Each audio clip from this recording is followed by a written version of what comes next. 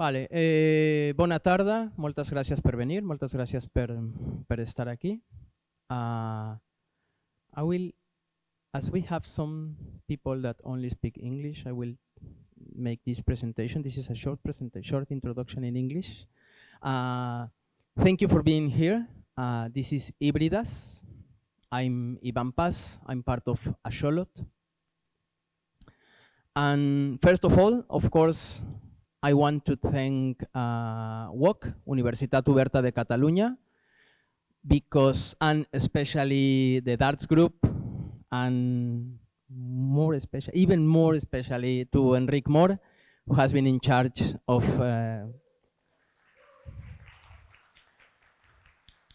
all the real difficult work.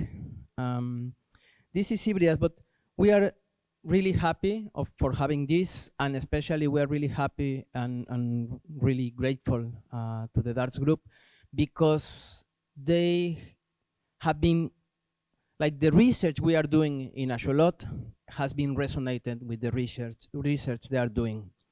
And that means for us, Híbrides, it's a way to research or to investigate two big things that we believe are really important for our time, for the moment we are living.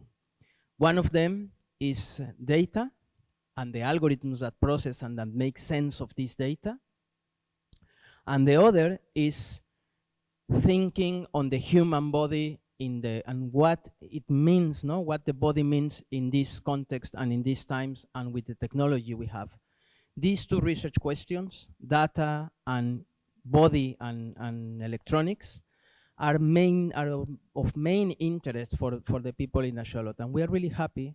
Darts group have also found those research subjects interesting. So Híbrides is a way of thinking into these technologies, because we really believe we have to build a strong position. What do we want? How we position ourselves in front of these technologies, in front of what is data, what is our proposal in respect to data and these algorithms and the big thing of artificial intelligence that is happening, and also in how we believe or what is for us, what we believe is the human body in this context and in this time. So without saying anything else, thank you for being here. I will let you with Roger Pirbernat and Aizhan. For the first interview, Aizhan is one of the residents of Híbrides, but I will let Roger to start with the interview. Thank you.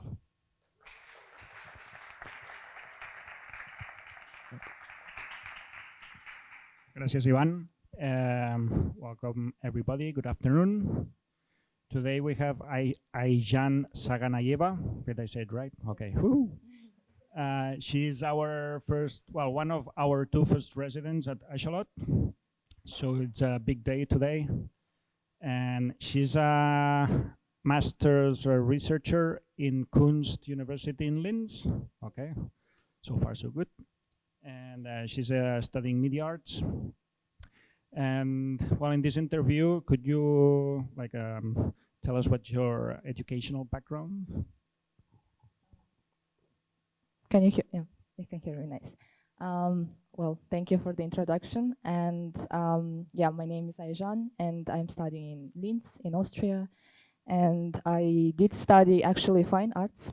I studied painting before, and then COVID happened, and then I thought that I started to think about media and actually the topic of languages in terms of media, and then I decided to do my master's in media arts. Okay, and how would you classify your artistic practice? I think, well, right now within the study program I'm doing, I would say, using media, and I'm I'm a media artist, but I think I am concentrated more in concept rather than the tool itself. In concept? Yes. Okay. And could you very briefly describe what you came to do in the residency? What was your project? Yeah, so I'm working on a small data sets, actually AI and small data sets. And the project is about large language models and small language models. And I made this parallel with my mother tongue, which is Kazakh, and how is it suppressed and under-dominated by the Russian language that is also spoken in Kazakhstan due to Soviet colonial times. And I wanted to make this poetical parallel between big and large language models and how it's used in AI, and small language models and small data sets, and also like the small languages as human languages and colonial languages, I would say. I don't know if that made sense. It does, thank you. Before coming, did you know about the parallelism that there is with Kazakh language and Catalan, or you discovered it while you were here? I actually heard about this situation, the language situation in Catalan when I was in Valencia, but I did not quite understand it deeply, I think, and I'm still trying to understand how is it happening here, and maybe I can ask you or someone else later. Well, yeah, but before coming to Spain, I think I did not know. Once I remember I watched a movie, actually. It was about a French guy who did Erasmus in Barcelona, and there was a scene that he went to uni, and I think there was some problems, some political problem in the uni that the teacher didn't want to speak Spanish. He didn't want to explain the subject in Spanish, and they were complaining, the students. There I saw it, but I still I couldn't get it, the context. So we could talk long about this, but we don't have the time today. Has the process, your artistic process here, raised some questions? I mean, I'm sure you came with some questions in mind. Have you solved them? Have some new questions arisen? What's your next step? Yeah, actually, there are more questions, I think, than answers, because we spent, me and Julia and Evan, for a month we were trying to understand how these models works and how this data works, and I was also like trying a lot using these models and trying to dig a little bit deeper where this data comes from, and I also understood that it needs really a lot of power to just click on the model to see how it works, and more data, more power, small data, small power, or something like that. And the questions are here that what is behind all these large models, like who is doing that, what for, and why someone is not interested representing some models and someone does, and which is also like, I didn't know that, as far as I understood, here in Catalonia the government is interested in the technologies to develop the technologies in Catalan, right? And as far as I know, my government, well, the government where I'm coming from, they are not interested. So it's more in the hands of the new generation. So my generation, I think. So this is also another question. Why would the government wouldn't be interested in actually representing their culture, their own language? When you talk about power for large, big power for large data sets and small power for small data sets, is it energy power or is it political power? But I think they're coming together. Okay, good question. Good question. Yeah, good question. But the answer was much better. Do you have a methodology when you approach this, or you just? I mean, is there a methodology, or what's your approach? Okay, so for you, approach and methodology is the same? Is it for you?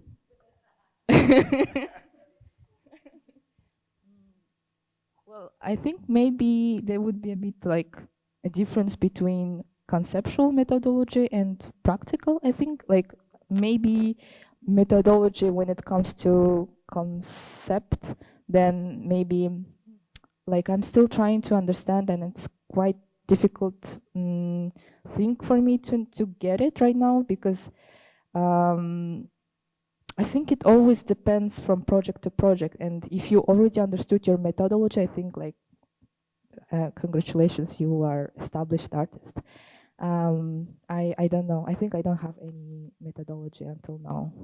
Like I start from the concept and then trying to see how I can build something according to that. And what technology do you use?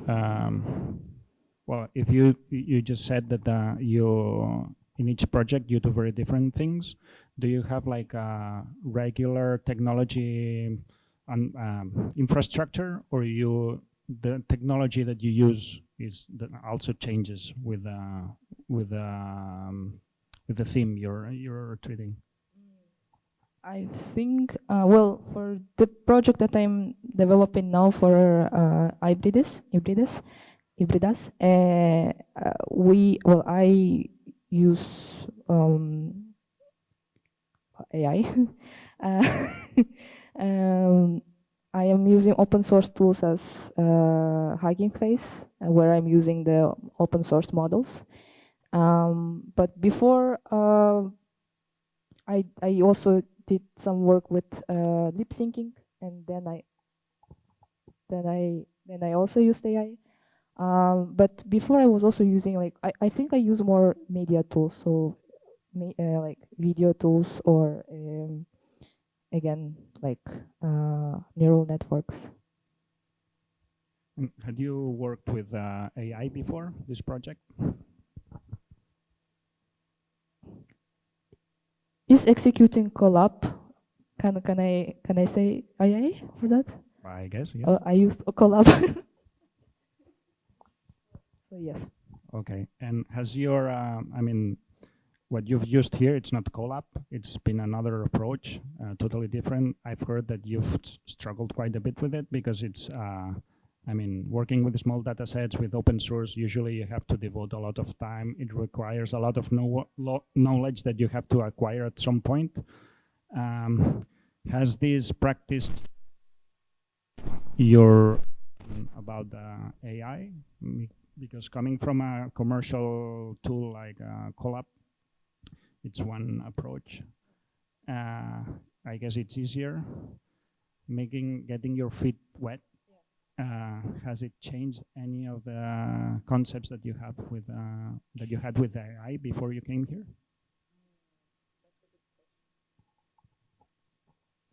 She said it's a good question.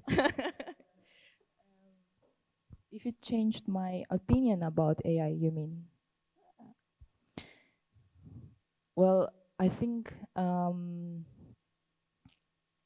it did, yeah. Like the tools that I used, and Axolot team helped me with that. It is quite, I think like, for me it was very, very complicated technically, I think. And I understood that maybe alone I would really never achieve that. So I understood that how it's very important to have a mentor or your colleague or a teacher who would really help you with that. So I don't know if I'm answering your question, but what I understood, if I'm going to work again with this open source tools in AI, I think I wouldn't do that by myself. Like, so I understood that AI is not just about executing prompts or again using Colab, something like very maybe easy with easy interfaces. It's something like that you have to sit and work and think about it. And do you think that this is a problem for people to get empowered to use AI? Like it's something that only the elite can understand and use AI, or you think that there's a way that people can use AI in small data sets with a less large corporation, well, how would I say it?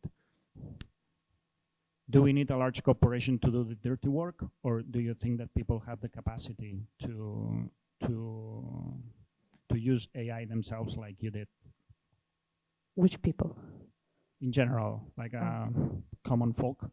Okay, but that's the thing. Like, I think working with small data sets or like AI with small like models, it's not that easy as working with large data sets.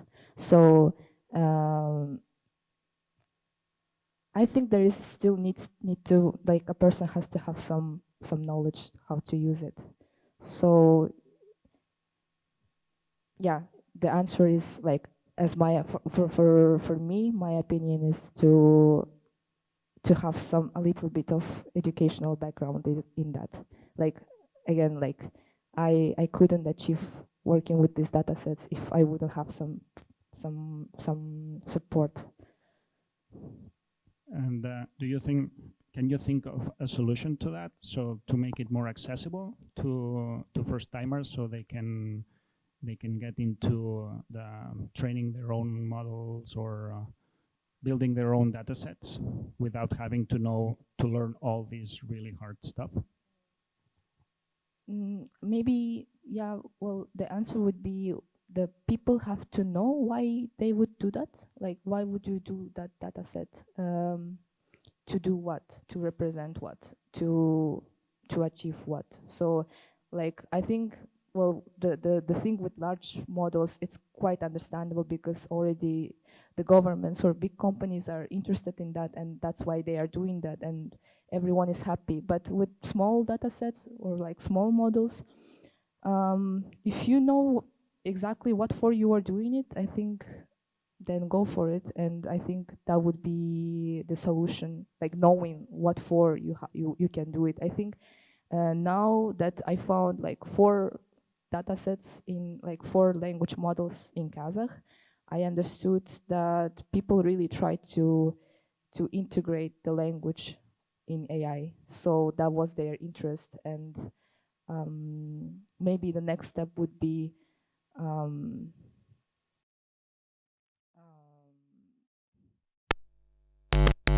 so to integrate the Kazakh language in lip syncing models, for example, that I also wanted to use, but I couldn't find any. Yeah, I think it's like if you want to represent something, and as far as we know that AI is the representation of this current world, then if you know what for, then yeah, then that would be the approach for making the data sets.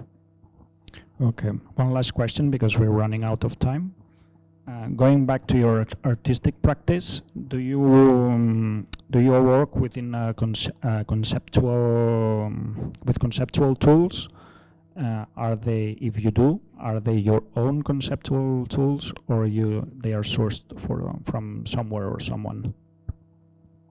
Do you mean if I made them up, or? Well, yeah, in a way, yeah. Well, I'm quite interested in this linguistic relativity that is from Sapir and Whorf, this theory about that how you, with the language that you speak, it affects your perception or how you perceive the world. I didn't make it up. Yeah, well, I'm quite using that concept in my works, and also the concept of technolinguistic bias. That is what I'm talking right now, that some languages are not represented in AI or in media, and that I also didn't made up. So yeah, these concepts are, I think they are quite taken from philosophy and from media studies. And is there a place where we can see where your sources are? So, because your project will be on the Híbrides website, I suppose there's a link to your own repository or your own website. Would we find your sources there so we can, pull the thread and follow it? Sure. Well, I'm doing that my documentary in Notion, and after the performance, I will hand my repository to the colleagues, and you can check on that. Sure. Okay, that's great. Thank you very much. I don't know what's the next step. The host, please, master of ceremony. Thank you, Aizhan and Thank Roger. you, Actually, you can see, you will be able to see part of Aizhan project. She has been developing during the residency on Friday in the performances at Convent de Sant Agustí. And I think it's going to be a really interesting evening. We have actually, for the schedule that I have in my hand, I think we still have some minutes left, actually 4 minutes, but we can start with the oral presentations in case there are no questions, if there is a question. Maybe we have time for 1 or 2 questions. Quick questions, of course.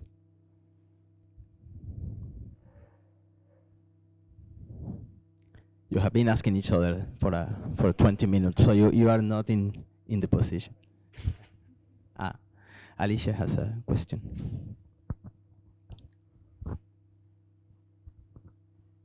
Yeah, thanks. Let's see if I can spit this out in any coherent fashion. But my curiosity with something that you said about having a concept that knowing what you want to model or what you want to express with a model, and knowing that you're using that in language, and that language, what you said about language being a way, like a lens through which you view the rest of the world. I'm really curious how you think that this feedback loop will work in the future, where I think AI is not so much a representation of what is in the world today, like you had mentioned, but more of an average and kind of rounded off edges, right? So there's maybe a bit less detail and a bit less variation in that model than there would be in real life. And so what's the consequence then to using that model as a platform for viewing the world? Like, but the consequences, you mean in a negative way, or how? Negative or positive, I'm open, but to me it seems like there is maybe something problematic with the idea that a language model is going to be, I don't know, I mean, as far as we know that AI vocabularies, so to speak, are a bit limited in the fact that they're so average. Do you think that has any ramification for the way that can be used in the real world, and how that language model then feeds back into the idea that language changes your perception of reality? Well, I maybe can say about a bit like the machine translation. So, I mean, it's still AI, right? I recently understood for myself that the translation between, again, I'm going to Casa, well, but just the simple words and the simple adjectives are even not translated precisely, and they are quite limited, as also you mentioned. And maybe if that wouldn't be like that, the consequences of that, let's say, floated or imperfection of these models, these training processes would be that then so I think like AI somehow is the continuation of like the language. So we are not quite handing our language from mouth to mouth as it was before. So we are quite using AI right now and machine translation as well. So maybe the person who is learning, let's say Kazakh, he would be using Google Translator, and that's how he would shape his world through that. So through that lens of Google Translator gave him. And if Google Translator gives him one word for saying, I love you, let's say, and that's how he will shape his world. And I think that would be the consequences of small trainings or like small language data sets or large language data sets also could be. Like to learn from AI what AI learned from a person, but maybe the person was not interested to train it in a proper way. Did that make sense? Thanks.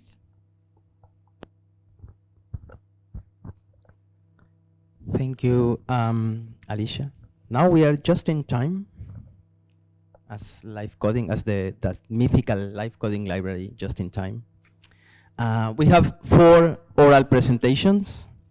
First one is going to be Niklas Reppel, Small Data, a Working Definition Revisited.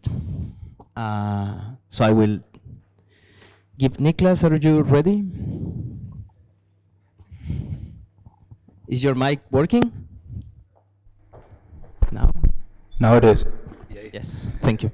Okay. Thanks to the whole team for having me here. I'm Niklas. And yeah, why am I here? For the International Conference on Live Coding in 2020, early 2020, I wrote a paper on my live coding system that I made, and that was still very different back then.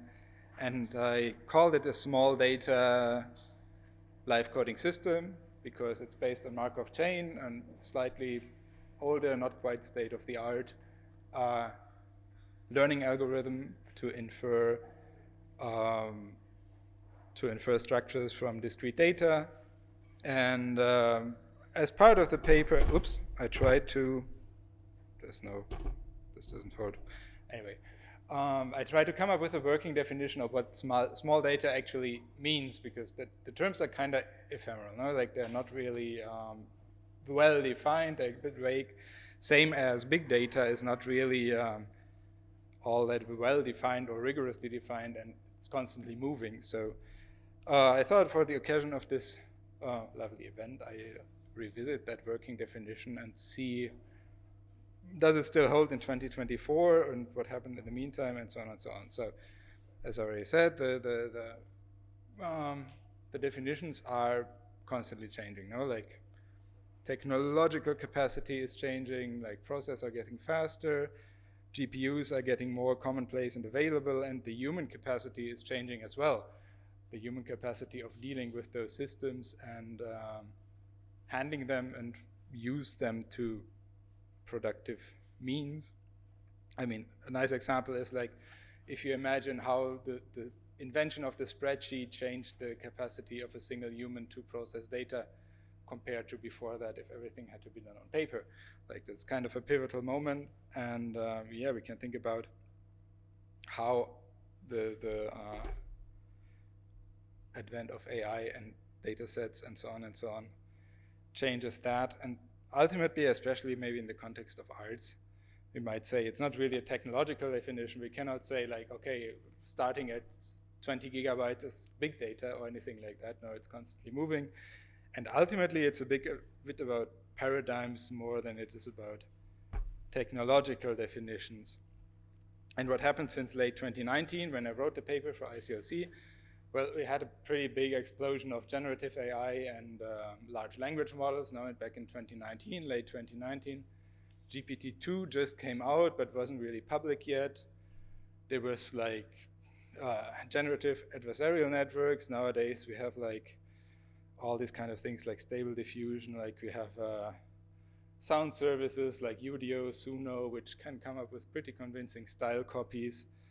And like ubiquitous AI assistants, like there's few commercial corporate apps nowadays that don't put a button in your face that says like, use AI, use AI. Like back then it was like the modern version of the Clippy basically is an AI assistant. No? Like it's just in your face. Like recently we started our browser and it's had a button that said like, create new themes with AI just in your regular browser start window. So it's like, that's how ubiquitous it has become.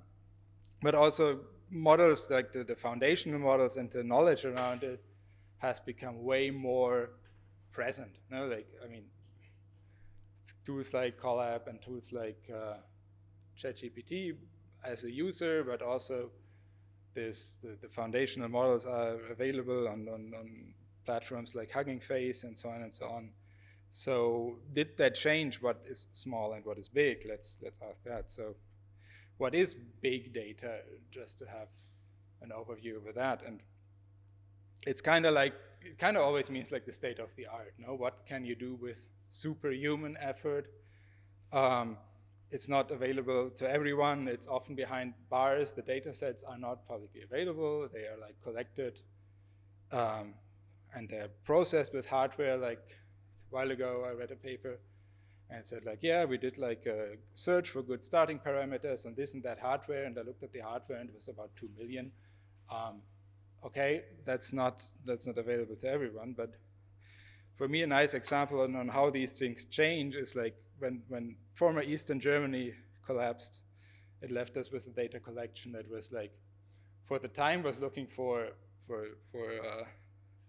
its peers. There was no, like, they had spies everywhere and they were like they're collecting data that would fill several buildings at the time probably, but nowadays would probably fit on consumer hardware, but like on anything that, like maybe on this laptop, even if you store it in an appropriate fashion, but still it was big for the time. Like it had a huge impact on people's lives because you could never be sure what your neighbor knows about you. And like, so it kind of, the term wasn't around, but still it's minuscule compared to the exabytes or whatever the next unit would be that Google and Facebook have collected today, because it just, we can do very few things that do not generate data nowadays. No, it's like barely possible. But if that's big data, then what is small data? So on a general scale, it's the focus on the human scale. No? It's like it's data that can be collected by a single person, maybe in a spreadsheet, maybe in a text file, and generally can it's like something that can be used by a single person to gain insight, to generate something, to produce something. Now it's like the human scale that can be maybe run on a general laptop. But yeah, what is it in the state of, in the context of art? And in my case, especially live coding, what does it mean there? And this is, I mean, I'm saying it's a working definition because, again, it's vague and it's a little bit personal, but what could it be in the context of live coding?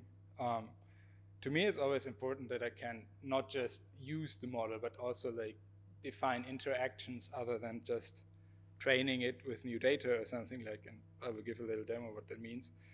I can look at the model and it can generate some insight instead of just like black box models, which are like neural networks. You can look at them, but you don't see much. Like it's just weights and connections, but they don't have any meaning to the human observer.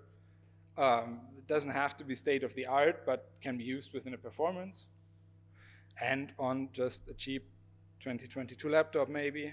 And to me also the focus on the conversation is always important, which I'll also like. And also that expressive power is kind of not the main thing. I mean, we're not close, we're not far from AI methods that could probably generate, I don't know, something that can't be distinguished from the works of Beethoven, but then again, Beethoven was already pretty good at sounding like Beethoven 300 years ago or 250 years ago. So, I mean, it's nice intellectual exercise, but is it artistically meaningful? It's difficult to say, no? So in that sense, it's not goal-oriented, it's about the process. And yeah, the imperfections, the glitches, and like the stubbornness of the model can actually be like artistically meaningful. So it doesn't have to be those huge data sets. But I said I would revisit the definition, so did something change? I mean, when I talk about conversation, and I might talk about that more later, the conversational assistants make seem data smaller, maybe not too different than that spreadsheets made data make more available to humans or data processing years ago. Like you can ask ChatGPT, give me a summary of a text, give me a summary of this or that, generate some code.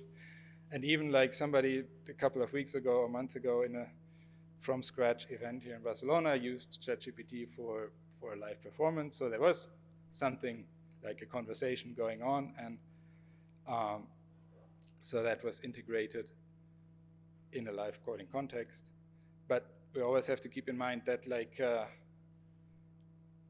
that's just the tip of the iceberg. No, that's just somebody asking something that's running on other people's computers far, far away.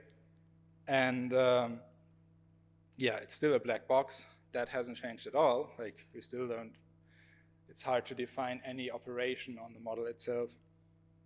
And there's still like the gap between corporate AI and like what we can do as single individuals or as small groups. It's still huge, no? Like, I don't feel like it got much smaller since 2019 or something. Like there was still like the corporate AI is still developing at a pretty fast pace, and so even if we have now more powerful laptops with GPUs, but like we can train the models from a while ago, but the most recent ones are still closed down. And I wanted to say like something about the conversation thing, because we think like, okay, Niklas, you can have a conversation with an AI. Even like the infamous Turing test is sometimes mentioned, and people say like, yeah, we don't even know whether we're talking to humans anymore. But one thing we always have to keep in mind is like, we can look at the outputs, but like we cannot really look, like the model itself doesn't change. Like if I think of a conversation with another human, if it's a good conversation and everybody is a little bit open-minded, then it has an impact on both sides. In a conversation with an LLM or ChatGPT won't change no matter what you ask the algorithm. No? Like you can look at the outputs, but there's no real loop in the sense that like, okay, you ask something to a conversation partner, they might change their view on something, and then there's the feedback loop with ChatGPT. That's basically just,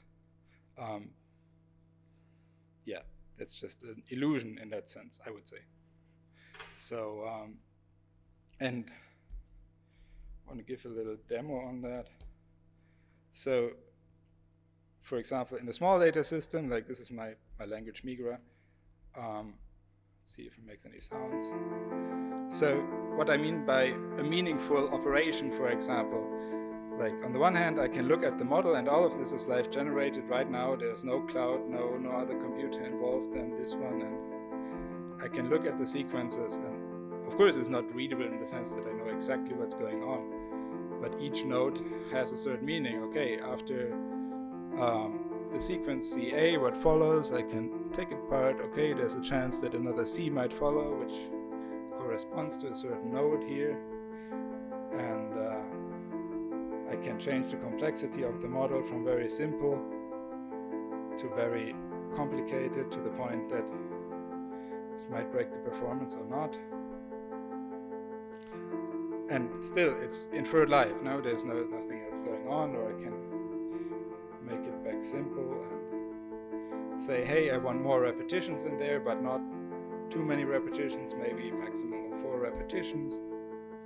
So I can get into a back and forth mode where both sides, both the models and my impression of it, might be changed if I listen closely, and feed it more data or less data. Like if I feed it very little data, it becomes very simple. So in that sense, there's a bit of a back and forth going on here now, like where I can change things on the fly within the framework of a performance, and that's not really possible with big data systems, so it's very hard. You need a lot of resources to do that. And so what will be the future? Obviously nobody knows, but obviously capacity for both humans and technology won't stop for now, but will the gap keep moving, or will it get smaller between like the corporate big data AI and the small data? Are we reaching at some point maybe peak data? Because there's already like a lot of things going on that people say like you can't find quality data anymore. Like you cannot find textual data anymore that hasn't already been infiltrated by AI slop. So maybe that might be a limit of what might be possible or not. And also, I feel like small data from a personal standpoint has still plenty of room for exploration. Like I made the system, for example, and there's still, I mean, I still haven't explored it fully, no? Like, I mean, other people use similar systems. Ivan uses a rule-based system, and I think, I would guess that he is nowhere near having the feeling that it's completely explored yet to all its possibilities. So in that sense, there's still many methods that might become also available, like, I don't know, maybe in 10 years. Training an image model on your laptop in a performance might not be a problem anymore, so we might explore that as well in the future. And for artistic exploration, that's, as I said, like it's completely valid. We have no goal there. We just want to create something that's inspiring and fun to use and artistically meaningful in whatever concept. So yeah, that's I think a good point to stop.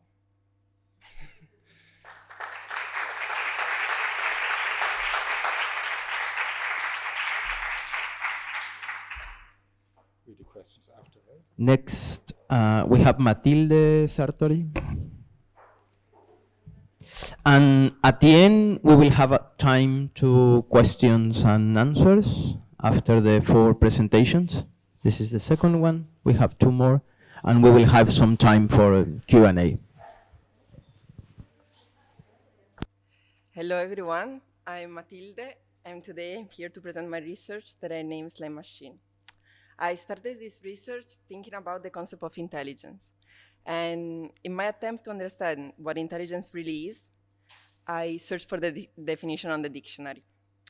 In the dictionary, intelligence seems to be the ability to learn and understand or to deal with problems.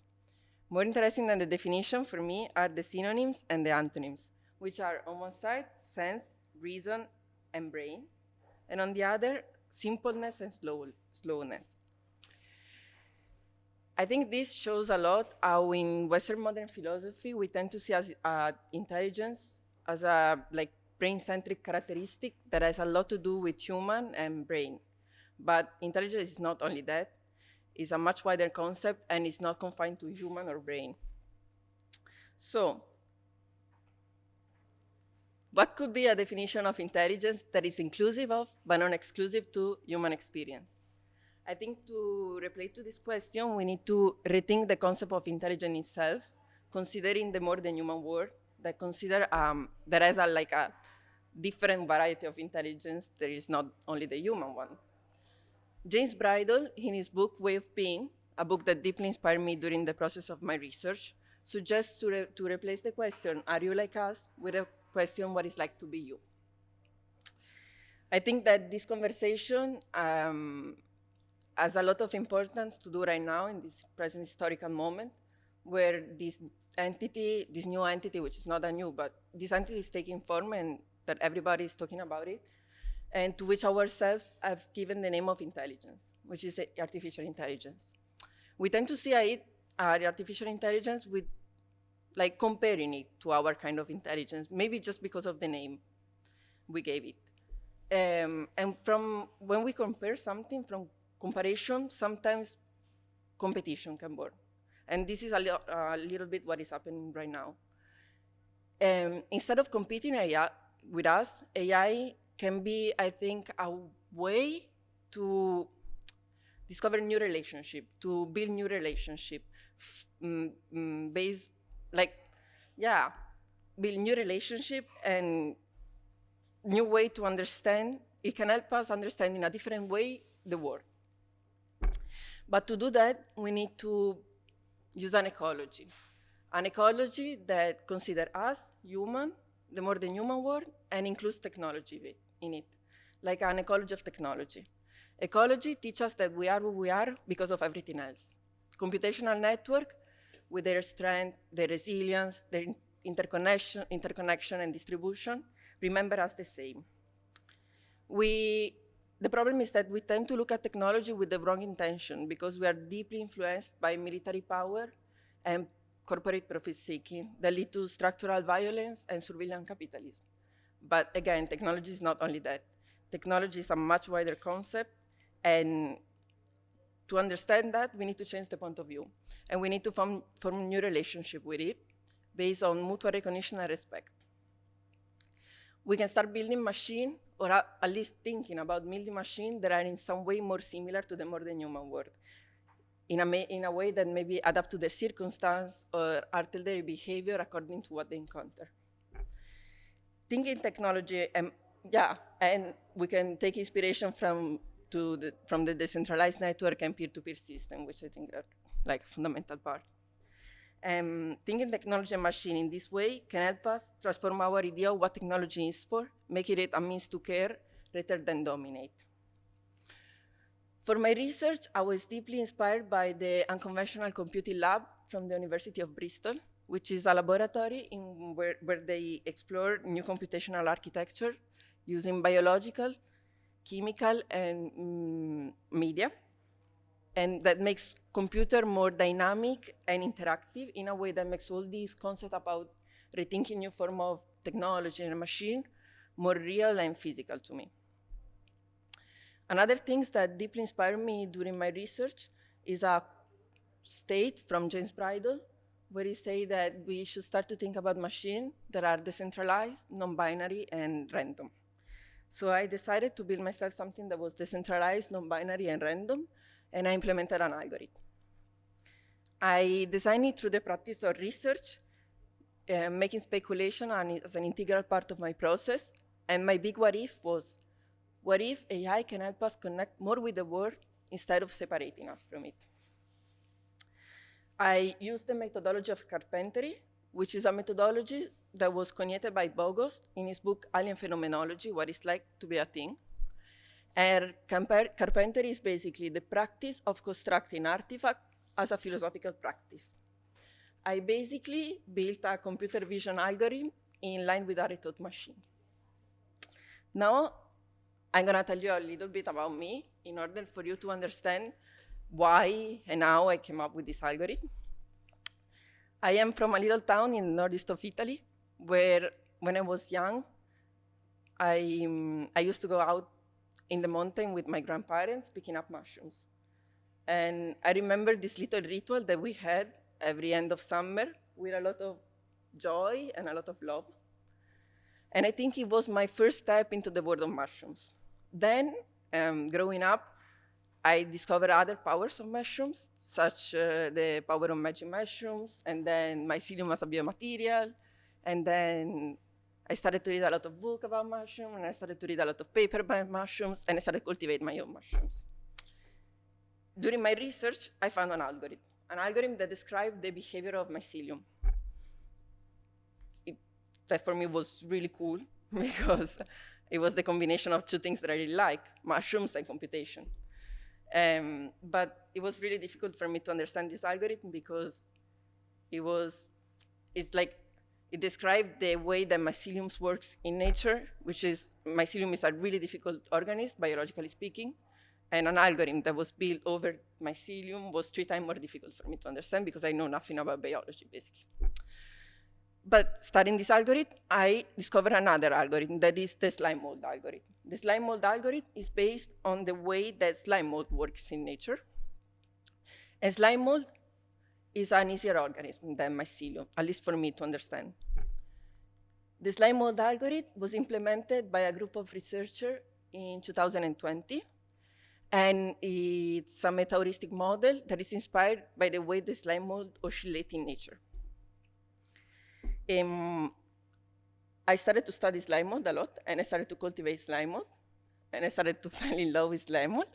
And slime mold is the yellow blob thing that you can see here, and it's an eukaryote that thrives in cold and humid environments. Biologists classify it as a protist, which is a taxonomic group made for everything that scientists really don't understand. There are different species of slime mold, but the one that I'm cultivating and the one that the slime mold algorithm is based on is the Pizarrum polycephalium species. I soon understood that slime mold was the perfect subject for my research because of a couple of reasons. The first one is that it troubles with the binaries between individual and group. It exists sometimes as a single cell unit, and other times it comes together into a collectiveness that functions as a single unit. The second reason is that it doesn't have a central control system. It is a brainless, decentralized organism with no operational center, which means that its control is simultaneously everywhere and nowhere. So, I had my subject, but I still needed to figure it out where and how to put it. Yeah, and I decided to use computer vision. I decided to use edge detection in particular. I decided for computer vision, even though I know that computer vision is a deeply anthropomorphic subject, but I didn't want to anthropomorphize the mold using computer vision, but I decided to use it because I wanted to make all this process about thinking new form of machine and this algorithm in particular more imaginable and understandable to us. In fact, what for us is an edge in an image, for the slime mold algorithm is a point of optimum, and for the mold is good food. So this is my algorithm, and it's named AAA-RDM.Python, and it takes as input an image and perform edge detection over it using the slime mold algorithm instead of a classical machine learning model. And the output it gives out is this one that you can see in the corner of my PowerPoint. And it is an iteration that starts from the original image and epoch after epoch after epoch after epoch search for the solution. In fact, the slime mold algorithm, as I told you, is a meta-heuristic model, which means that instead of fitting the model to the data, it focuses on optimizing an unknown function. It starts from randomness and search for the solution instead of predicting it. I wanted my algorithm to be really random and not only pseudo-random as randomness in machine is.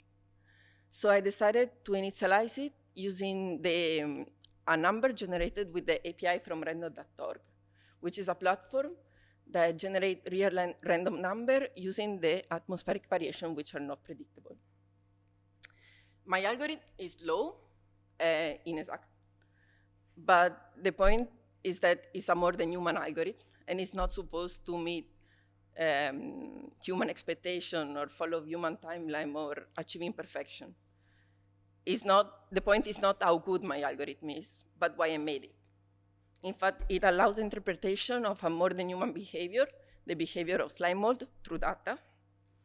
And quoting Philippe Agre, I'm researching with this algorithm as a form of AI research, which has a space for critical reflection on its method and concept, and which does not cut off from authentic experience. This process, in some way, transformed my conscious attention into data, making me an active participant in understanding what intelligence really is and rethinking new form of machine. I think that there are always other ways of doing technology and doing intelligence. And technology, after all, is what we can learn to do, based on how we think it should be. And yeah, and I hope my research in some way can help you imagine new form of machine. Thank you.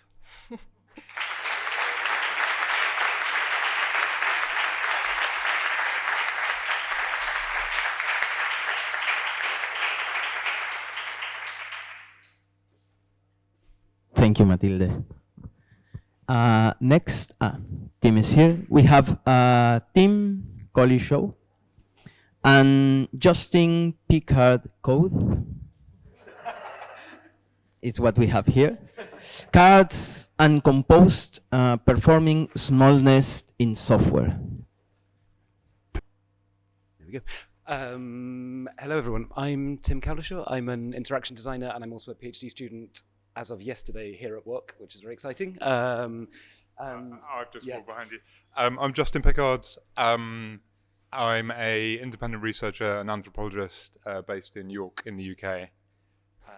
And we have a short talk called Code, Cards and Compost, performing smallness in software. And we're sort of performing smallness through our form of presenting in a way that's quite limiting, because I've made these these ASCII art slides, which means we're going to rely on our voices for a lot of the detail in a way that I didn't quite expect. So apologies for the presentation. What do we want to talk about? This is your part. Yeah.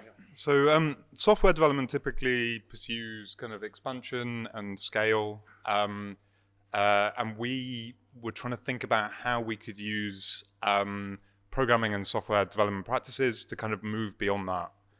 So this presentation, we're looking at, in that context, by asking what does it mean to keep things small, kind of in inverted commas, and what else could that mean? So the sort of general context of this, Justin and I when was it, like April perhaps? Yep. Sometime last April started doing a kind of skill exchange where I needed to learn ethnographic methods and Justin had an interest in learning. We've been calling it computational thinking, but not quite programming, but how to kind of think with computers in some kind of way. So we've been working together trying to teach each other the things that are missing. And this kind of arrived at this point where we started kind of unintentionally combining these things and getting to a point where we started asking questions about what it might mean to approach software development through a kind of ethnographic mindset. And this goes in two directions. There is approaching the process of writing software ethnographically, but also perhaps using software development as some kind of ethnographic device, the same way ethnographic filmmaking might work or something like this, using it as a medium to do ethnographic work.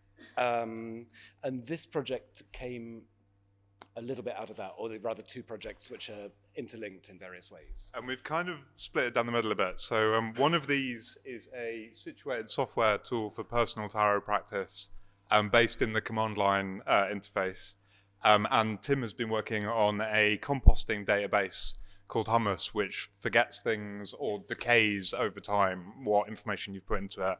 And the idea is that these two things will kind of be interlinked and form kind of like a tiny software ecology. Yeah, and this was an important kind of test bed for me because like the thing I'm making is a database, which is a piece of infrastructure which you don't really interact with directly. And I needed, like, in order to think about how the kind of the way we're approaching doing that would lead to different affordances, I needed a test case, which was Justin's tarot project. So there's a kind of a way in which, like, I'm sort of studying you and you're sort of studying me in a very odd intermingled way. So what does it mean to keep things small? We have some tasted conclusions. The argument that we're making in this talk quite rapidly is that we think that smallness is performed rather than necessarily being about particular kind of objective measures of bigness or smallness or limitation or like the properties, intrinsic properties of the thing. And instead, it comes through multiple different practices. So it's performed, and there are lots of different kinds of smallness. So we've been thinking through the prototyping and the programming work that we've been doing about what some of those might be. Yeah. This is doing quite well. So this has a kind of, I guess, a sort of theoretical context or a context in previous work. There's some work by Anna Singh in an essay called on non-scalability, and she talks a lot about scale, not just as something being big or being small, but about the capacity to expand. When we talk about things scaling, we're talking about their their ability to grow and their ability to grow without changing and without kind of, and this necessarily means a kind of loss of detail, a loss of, what would be the word, like individuality. Yeah. And when we talk about software that scales, we're often talking about making things that kind of work like Lego bricks or like shipping containers and can be stacked up. So what we've been trying to do is think about what some of her techniques of non-scalability might look like when applied to the development of software. And here are some of them. So this has all been kind of stuff we've arrived at through practice and crucially through reflection on our practice. So we've been kind of taking field notes as we've been developing these two projects.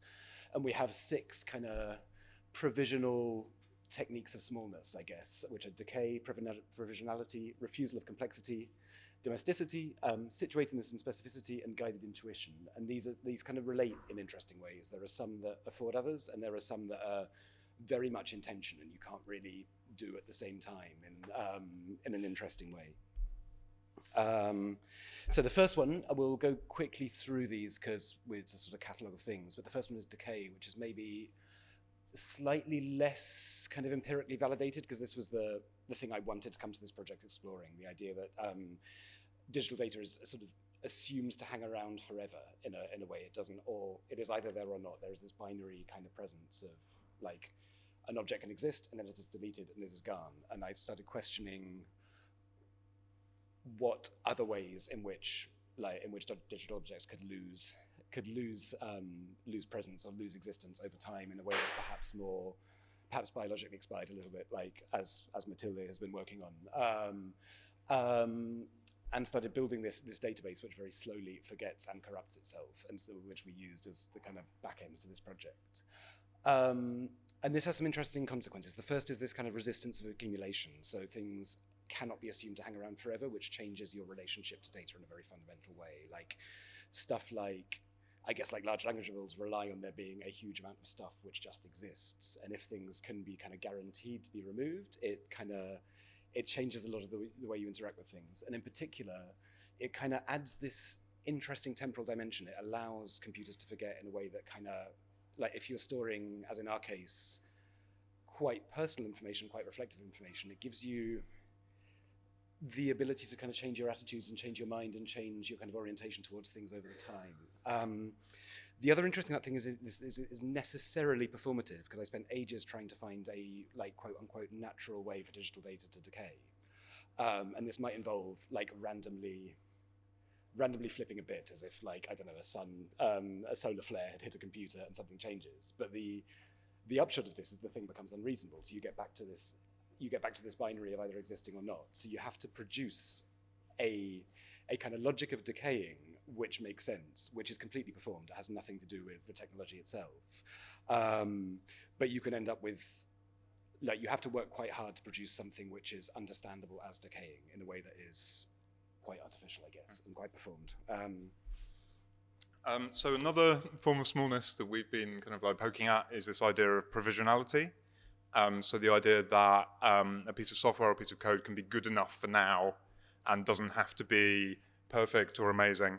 And for me, as someone who's come to Python and computational thinking quite new and getting into the habit of prototyping and testing, as opposed to like being like, I need to figure out the entire logic ahead of time, that has been quite an adjustment to make.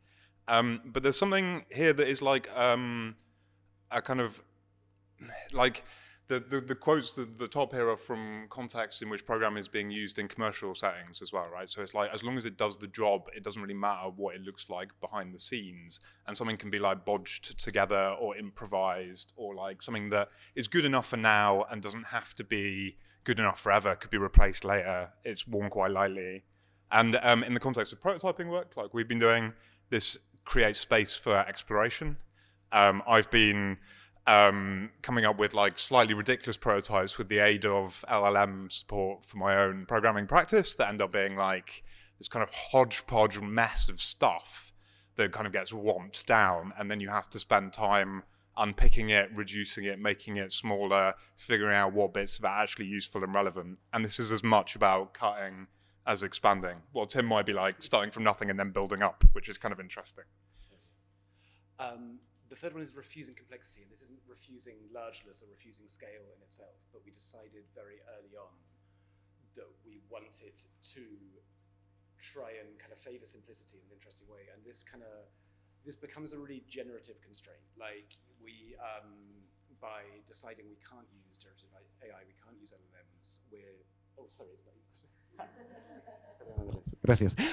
Deciding we can't use things, it opens up a whole bunch of other possibilities for how to work and opens up new forms of interacting with things. And one thing in particular that this does is, there's this lovely paper by Malusz de Volk who talks about the burden of computation and the way in which a lot of things that happen within our own devices are done on behalf of someone else, and that we're essentially having kind of work delegated onto us and onto our personal things. So by refusing to kind of actively participate in these kind of broader networks of computation, we're hopefully heading towards a form of computation which is more domestic, which hopefully is the next one. Yes. And just to make a point, in the last slide there is also like we've made the decision not to use LLMs or AI. I've been using it in my programming practice, but none of that makes it into the actual final code, right? No natural language processing. We're trying to create a kind of very particular kind of experience, but using these kind of like quite specific constraints. Domesticity is interesting because this is a piece of software for personal tarot practice. There's a kind of degree to which it is about privacy and intimacy, and we've been thinking about a lot about this as something that is taking place in the home, and in many ways kind of like an updating or reworking of the shift from kind of industrial scientific computing to personal computing and home computing in the 1980s and 1990s. What does that look like now in the 2020s? What's the same? What's different? Maybe it's less about this ideal of the family. Maybe it's more about kind of like the material environments of the home, the rhythms of domestic life, and kind of like maybe not being bound so much by the performativity of social media or needing to address a broad public, but it's for you and those people who you're close to. And it's not like the workplace, it's not your laptop from work that might be locked down in particular ways. You have a certain amount of control over what you can and can't do. And what does it mean to try and make software that takes on some of the qualities of the home? Right, one of those, I guess, is situatedness. So we've arrived, again, through making essentially a bit of software with, at the moment, an audience of one. Like this is a program which is made for Justin and the way he uses like a kind of personal divination practice. We've ended up at a slightly nuanced view of what it means for software to be personal, because like personalization in software normally means things like collaborative filtering. It means things that sort of take a person and look to personalize them in relation to a kind of broader demographic, in relation to an average, in relation to something else. And one of the things we've ended up doing is producing this kind of more, like I guess more kind of agentive form of personalization where you're actively involved in shaping the way a piece of software responds to you in a way that I guess we didn't expect and has been quite interesting. And the last one. And so this prototype that we're kind of like working on at the moment and trying to piece together and assemble, the aim is to be exploring the kind of interaction between, on the one hand, kind of logics of intuitive ways of knowing, and on the other hand, these kind of computational data structures.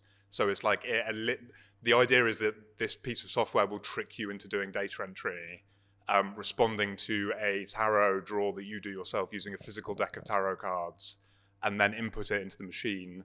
That data or that text entry will go into Tim's composting database and will live there for a while. And the stuff that is newest or recurs over time and comes back will kind of remain on the top, while the stuff that is less relevant or less frequently accessed will kind of like decay or kind of get lost or compost itself down into its essential features. And so what we've been thinking about is how another potential kind of smallness is about kind of like guided or scaffolded intuition. So rather than being too prescriptive or like trying to delegate all of the work that you want to do onto the computer, it's more like the computer is kind of like coordinating computation.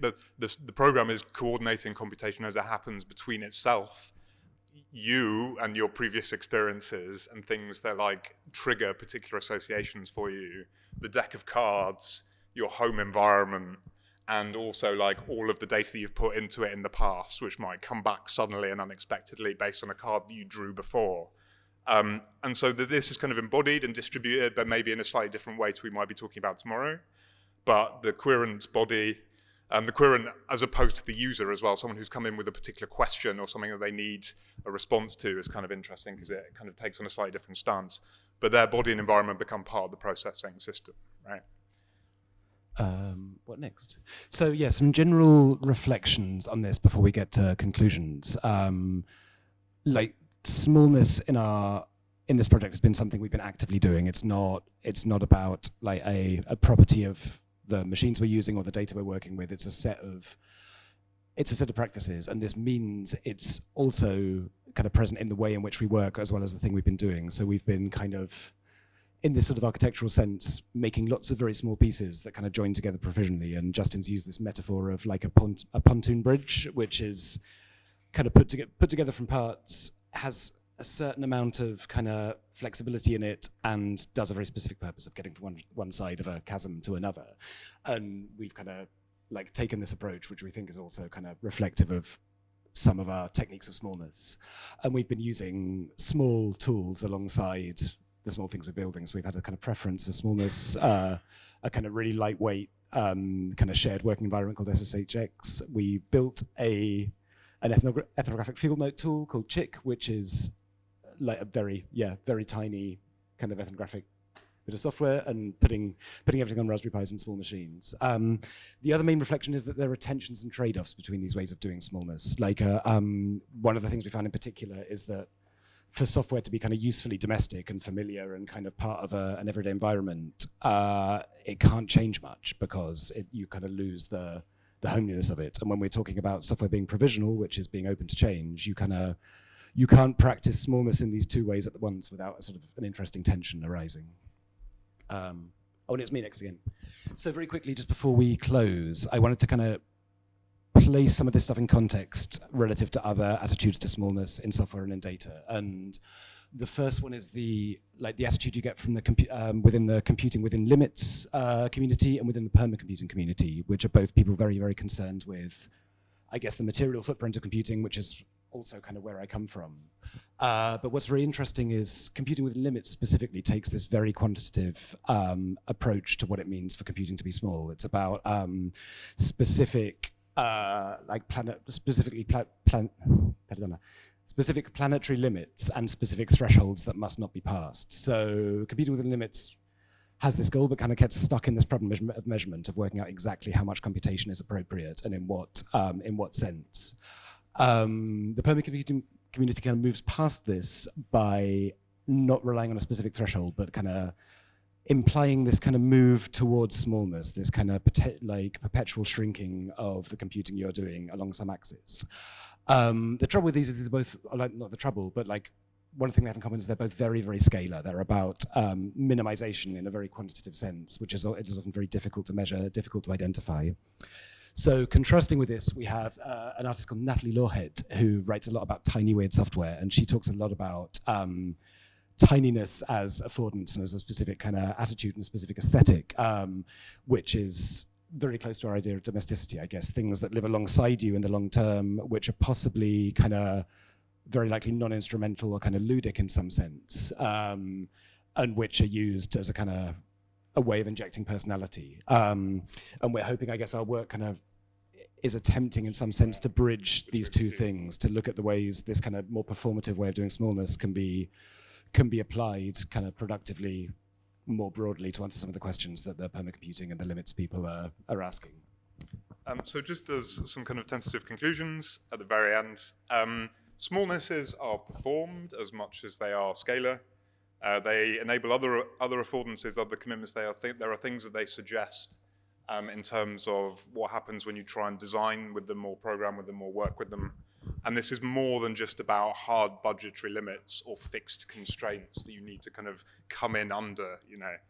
So there's all of that. And then with a question mark here, because this is very much work in progress, we are still furiously programming and prototyping. And I guess the other thing about this is these are the sort of ways in which our attention is being directed by this work and the direction we want to go in. And if anyone else is interested in anything, if any of this resonates with anyone, please come and talk to us, because we're looking for other people to to work with and talk to and collaborate with on similar things. And thank you. Thank you.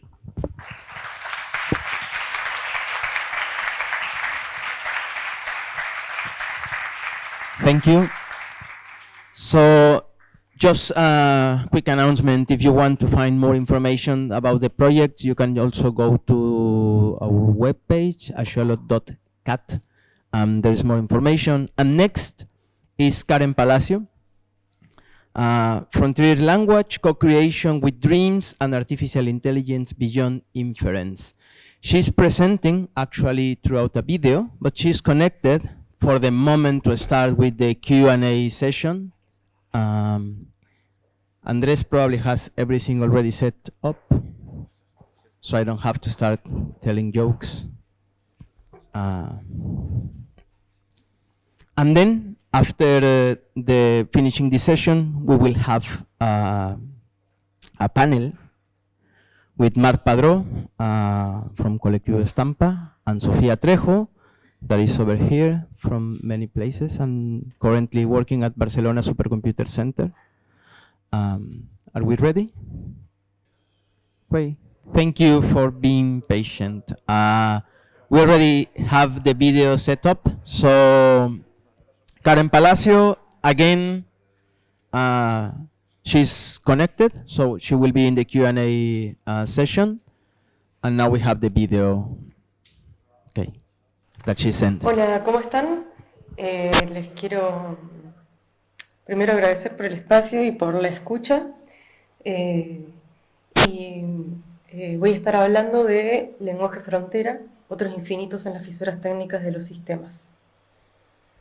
Mi nombre es Karen Palacio y me interesa la experiencia encarnada y enraizada de lo digital. Encarnado es decir, todo aquello que pasa por el cuerpo y cómo nos relacionamos con el cuerpo a través de lo digital y los nuevos cuerpos que se forman a partir de lo digital. Y enraizado porque me interesa cómo es nuestras vivencias en el sur global respecto a estas experiencias de digitalización y de ser digitales. Soy de Córdoba capital, Argentina, una provincia de Argentina que está en Sudamérica. Y mi formación es doble, ya que pasé tanto por la academia en distintas carreras, por las cuales fui armando una trayectoria académica interdisciplinar a mi manera, y por otro lado dentro de la industria del software, en donde me especialicé en inteligencia artificial hace ya unos 5 años, que trabajo como desarrolladora de software de inteligencia artificial y arquitecta de software de inteligencia artificial. Bien, Lenguaje Frontera nació rescatando una actividad que realizo hace alrededor 10 años, que es anotar mis sueños cuando me despierto, transcribirlos y además grabarme a veces relatando ese sueño. Esto lo hago porque considero que es una parte importante de mi vida, lo que sucede cuando sueño. Mantengo una relación bastante proactiva con mis sueños y lo considero una parte tan importante como todo aquello que pienso durante mi vida consciente. Así que Lenguaje Frontera empezó recopilando sueños que tenía en distintos cuadernos desparramados, imagínense cuadernos de 10 años de anotaciones, y pasándolos a un dataset estructurado, básicamente con 2 columnas, una columna de fecha y otra columna de texto. Con eso pude armar un dataset relativamente pequeño con los textos que quería incluir, de los sueños que quería incluir, que son alrededor casi 60 sueños. Bien, como vengo manteniendo una relación bastante cercana con mis sueños y a partir de realizar este proceso de armado de dataset, me pude dar cuenta de un tipo de sueño en particular que me llamó la atención y que incluso me llamó la atención que ya me había llamado la atención antes, o sea que había como una cuestión cíclica de volver a este tipo de sueños, que es un tipo de sueño en donde me despierto adentro de mi sueño y me doy cuenta que estoy soñando y me intento despertar. Entonces me pareció interesante hacer una relación entre esa experiencia en donde una habita esa lógica onírica e intenta salir o habitar otra lógica, y lo que pasa cuando yo estoy anotando mis sueños, en donde estoy habitando una lógica consciente e intento salir de eso para poder dejar un registro de la experiencia onírica, que tiene otra lógica, otras reglas, por así decirlo. Entonces, lenguaje frontera nace de hacer entrar en relación esas dos experiencias de encarnar lógicas con una tercera. ¿Qué es lo que le pasa a los modelos, en particular los modelos generativos de Machine Learning, inteligencia artificial, cuando sintetizan por fuera de la distribución normal de muestreo, por fuera de aquello que vieron con mayor frecuencia durante el entrenamiento y aquello que tuvieron mucho acceso durante el entrenamiento, e incluso ir un poco más allá y qué pasa cuando quiero sintetizar luego de haber olvidado a partir del entrenamiento, ¿no? Jugando con el olvido catastrófico como una herramienta artística, poética y de exploración de las consecuencias del sintetizado, de la inferencia, a partir de un entrenamiento a propósito buscando el olvido.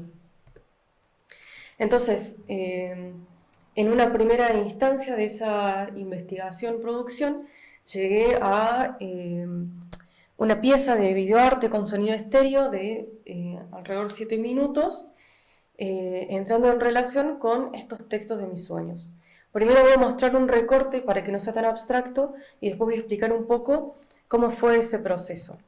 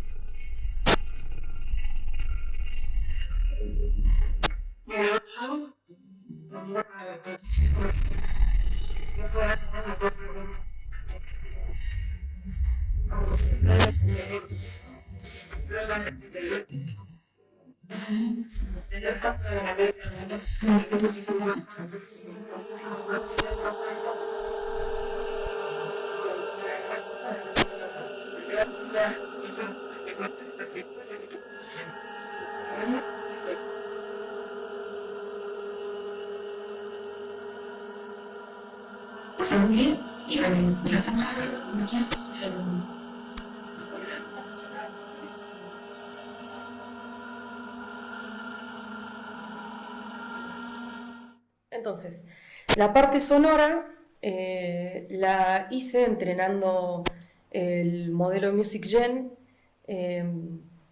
con este dataset de mis grabaciones de voz relatando mis sueños y jugando con el olvido catastrófico. MusicGen es un modelo que tiene una característica bastante particular, está pensado muy explícitamente, muy obviamente, para hacer cortinas, música de cortina, pop ligero, incluso techno, como algunas vertientes de electrónica, algo de folk, música norteamericana en general, y por ejemplo no fue entrenado en música vocal.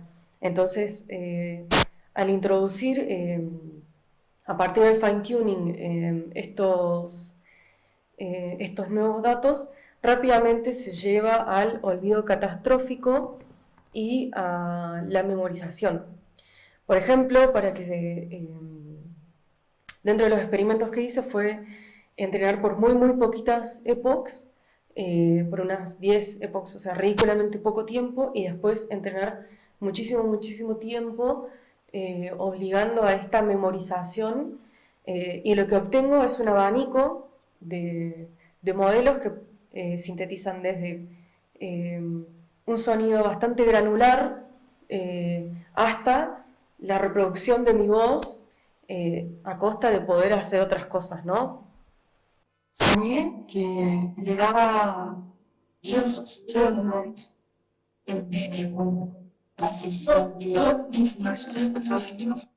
Ese es un ejemplo de lo que el modelo me devuelve sin ninguna producción sonora posterior, ¿no?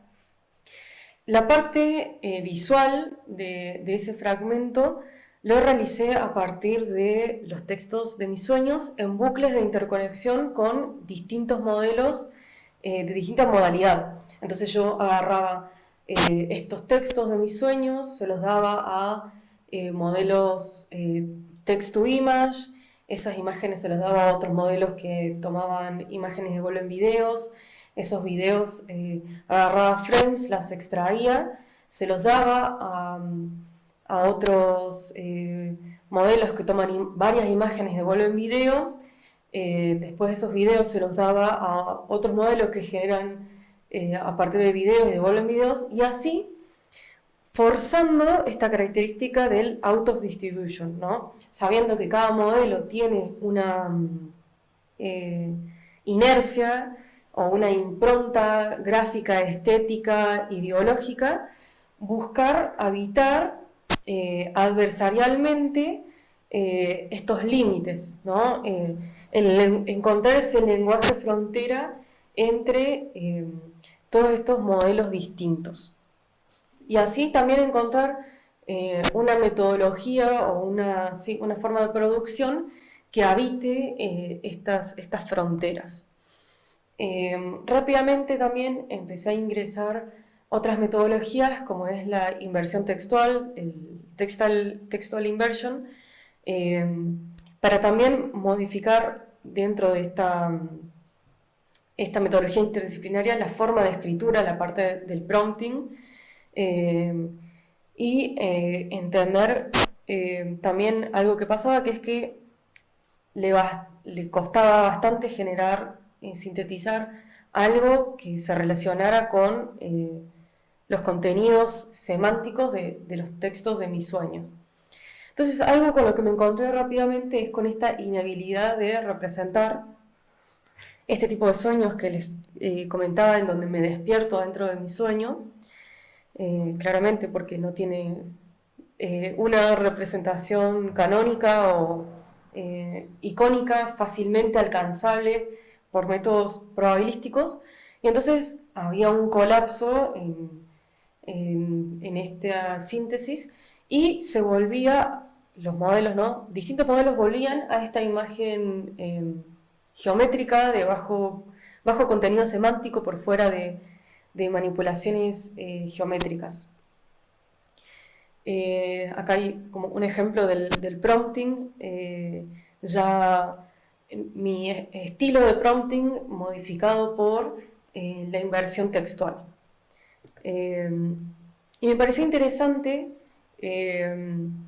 mostrarles también cómo estas recaídas o estos colapsos de la representación hacen referencias genealógicas, por así decirlo, a las características gráficas de, por ejemplo, los filtros que aprendía AlexNet, o las visualizaciones de las primeras layers de Deep Dream. Estamos hablando de 2014-2012 AlexNet, y ese guiño genealógico histórico de estos modelos multimodales me parece muy, muy interesante dentro de lo que es lenguaje frontera. Bien, ahora no me interesaba, tal vez por una cuestión personal, pero además ideológica y de cómo pienso el arte, no me interesa que el resultado final del lenguaje frontera sea una obra de videoarte, sino que lo que me interesaba era encontrar una metodología de creación, producción e investigación que, de nuevo, habite estos tres, relacione cómo es habitar estas tres lógicas, ¿no?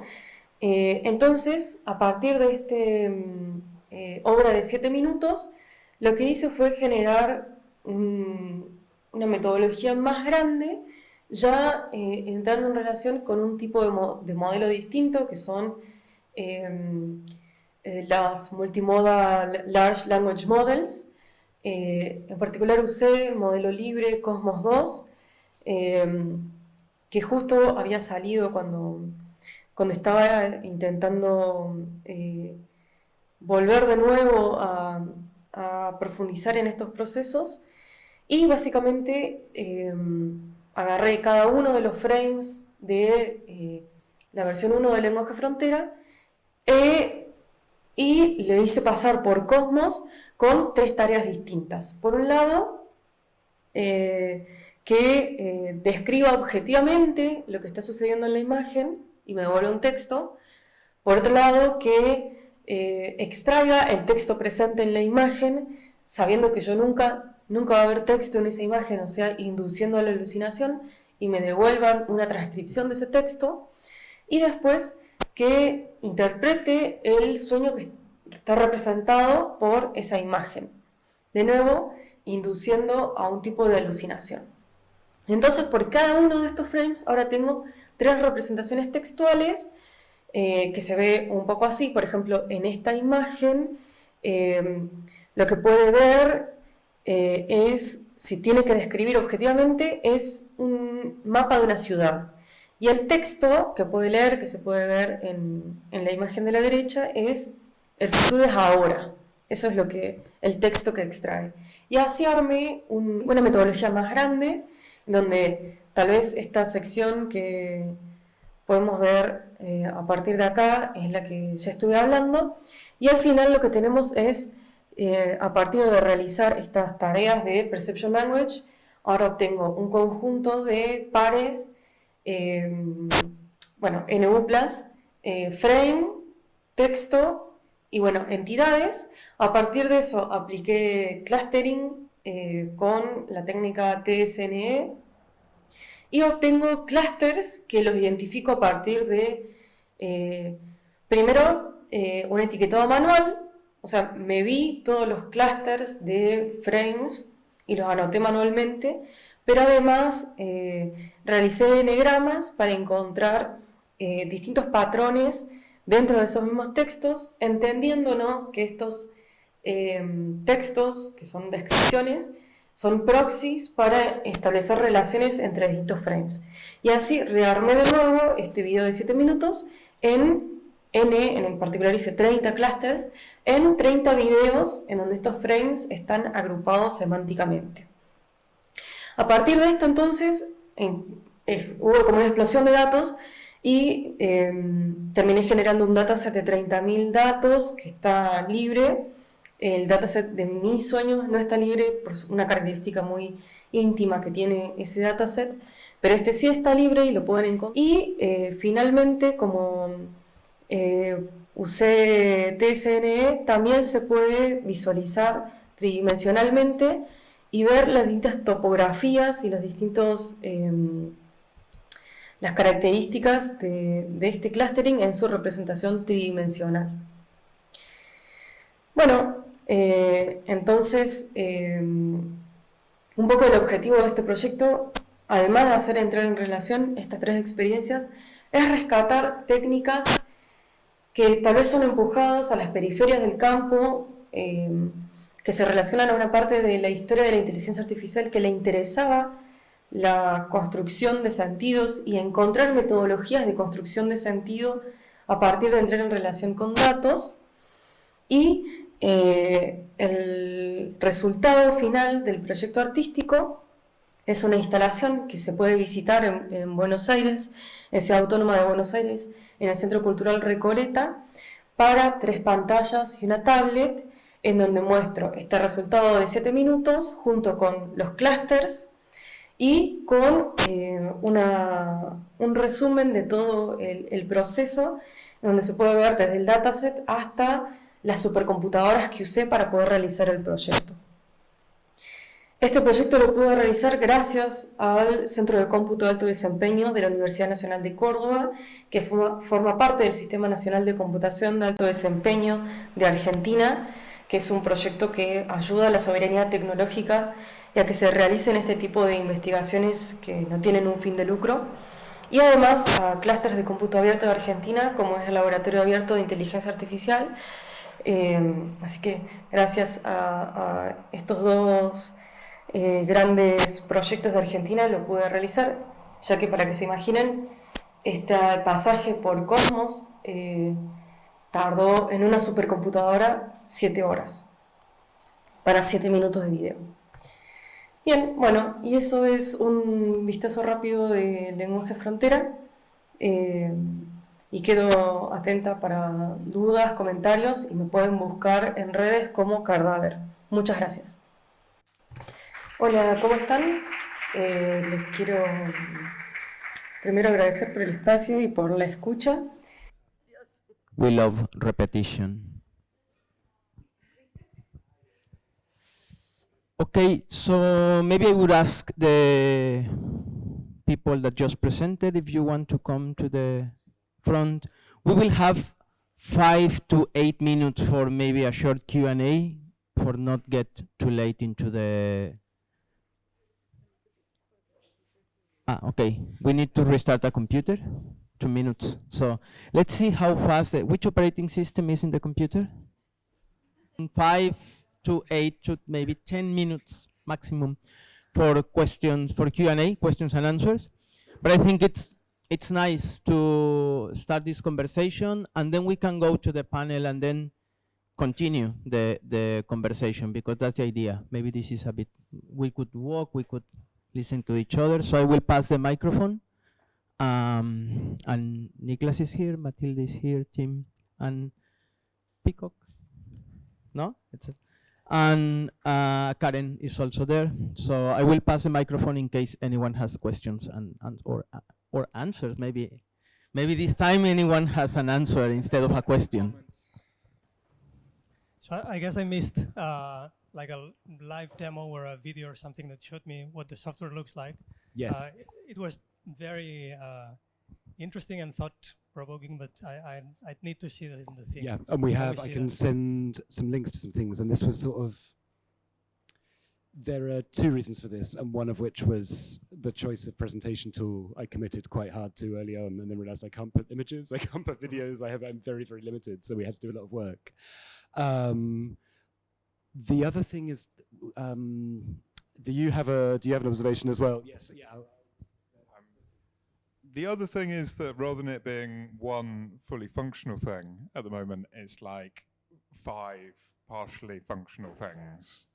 And we started off by, we've made some very complicated and shifting prototypes of different bits of the interaction. And we've been thinking about it in terms of like scenes. So the user will, there'll be some kind of welcome. They will be entered into a small cybernetic loop that hopefully calms them down a bit. Then it will prompt them to draw some cards, enter the cards, and kind of like do a bit of interpretation for themselves through some cleverly worded kind of prompting in a way that is sufficiently open-ended that it can be taken in multiple directions. But each of these scenes, we've been making prototypes that speak to as ways of exploring the ideas, and the bits of that are getting translated through are not necessarily what we expected at the beginning. So it's been very exploratory, and we're now at the stage of like starting to sellotape or gaffer tape things together.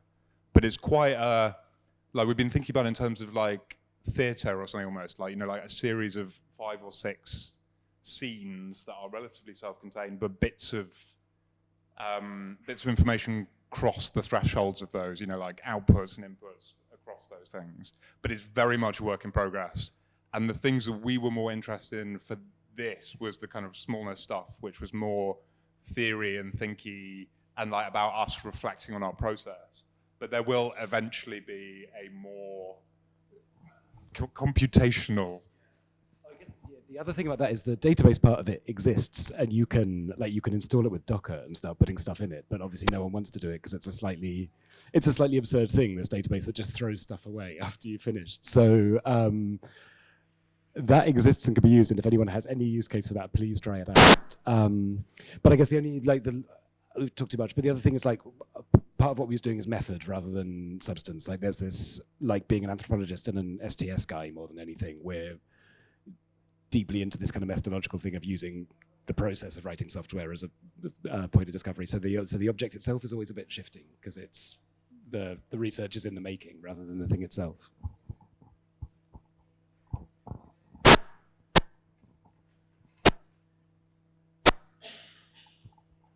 Have maybe time for a couple of more questions.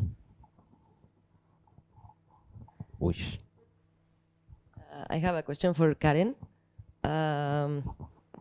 Did you? I don't know. I don't know if you said it explicitly, but when you are fine-tuning your music model, did you notice a difference if you, like, how much data was enough to actually feel that it worked with the fine-tuning? No, that you actually felt something was coming out of the fine-tuning, or if it's or if it was always the imperfection of this fine-tuning with small data set, the nice thing, no?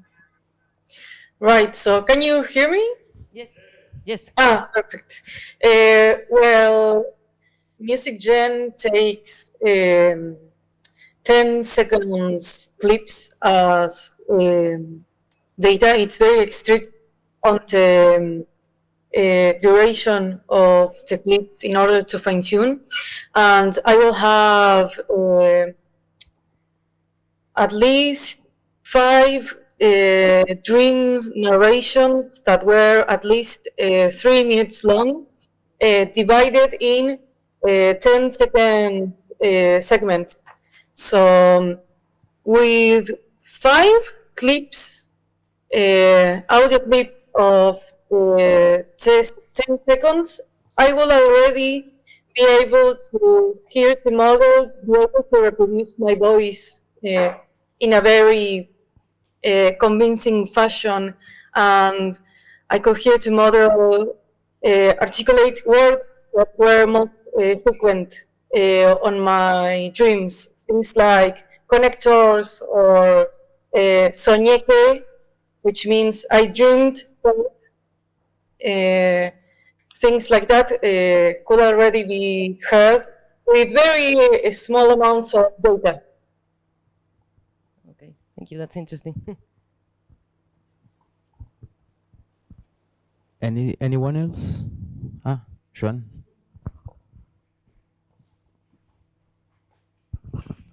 Very quick. This is for Matilde.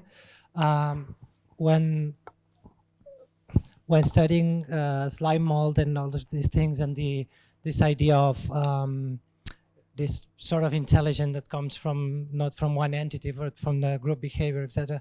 I'm assuming you've come across the concept of emergence, and if so, have you? Okay, then you should look into it.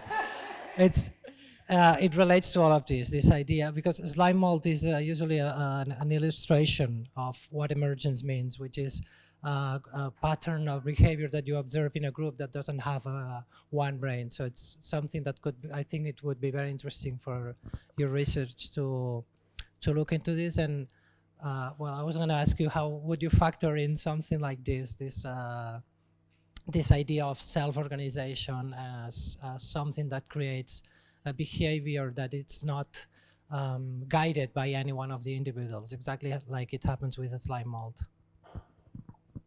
Okay. No, I didn't come up with this concept, emergence, but I will study it 100%. But yeah, I studied it a lot, and I think, like,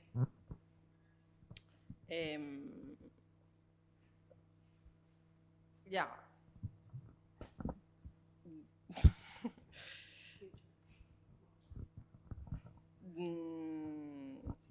Yeah. I didn't understand. Yeah, no, I don't want to put you in an awkward position. Just instead of a question would be a suggestion. Look into it, and Okay. it's Yeah, a vast 100%. territory, but it's worth for the research that you're doing. Thank you.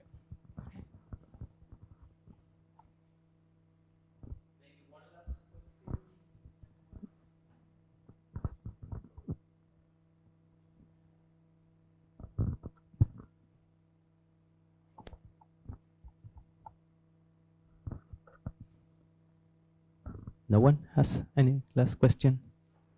Last thought? Maybe you could close the panel with a general reflection, Niklas. Quick. Why not? Okay. To summarize, we talked about smallness a lot, and it seems interesting that the ideas around it seem often similar, or at least I found some red threads through it, like from kind of domestic amateur software making to using general, I don't know, human scale approaches. And I hope I'm not forgetting anything, but I also have like had a case of next in line syndrome sometimes that I'm like focused on what I'm going to say next, so you can always listen to everything. But in case that was the case, I'm sorry. And you can already see that I'm getting lost for the conclusion here, so no questions left open, and enjoy the panel in a few minutes, and thanks.